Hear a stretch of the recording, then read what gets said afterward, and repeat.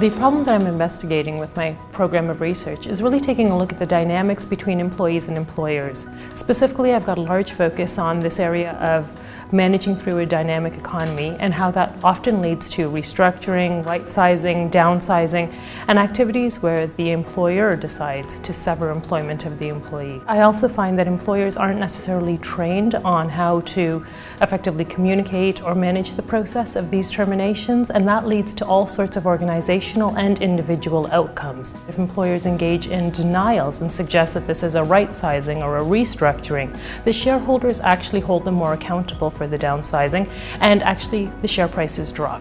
In that case, we can see that the communication and the message that's being conveyed in the announcements actually has an impact on how shareholders perceive the downsizing and the market value of the downsizing. And we see also that based on the reasons, the financials vary. So that suggests that there's a bigger system of communication that really needs to be focused in on. For example, some of the debate is that downsizing and layoffs should happen on Mondays or Fridays because it gives people a chance to recover.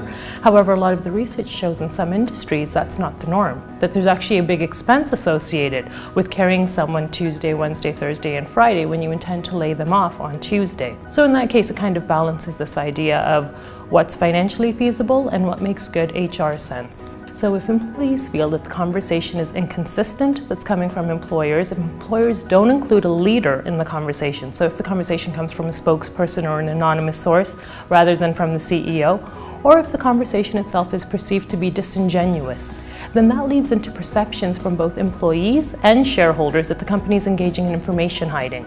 And they think, well, if they're engaging in information hiding, what else are they hiding from us? So it actually spills over to a very large mistrust in management and other decisions that management is making. Organizations can benefit from this research by really thinking pragmatically about what they're doing when it comes to downsizing. One of the biggest challenges is really with the communicator in a negative communication environment is to give them a little bit of training and let them know how to be prepared for the situation. Oftentimes we see in termination interviews where the manager has made some unfair promise to an employee saying, I'll try to get you a better situation, I'll try to get you a better deal, and that becomes a bit of an informal contract, which we then see lead into wrongful dismissal lawsuits. So in that case, this idea of training the trainer on what they should and should not say about how to handle the situation, about what the scope and the realm of the project might be, would be very useful for employers.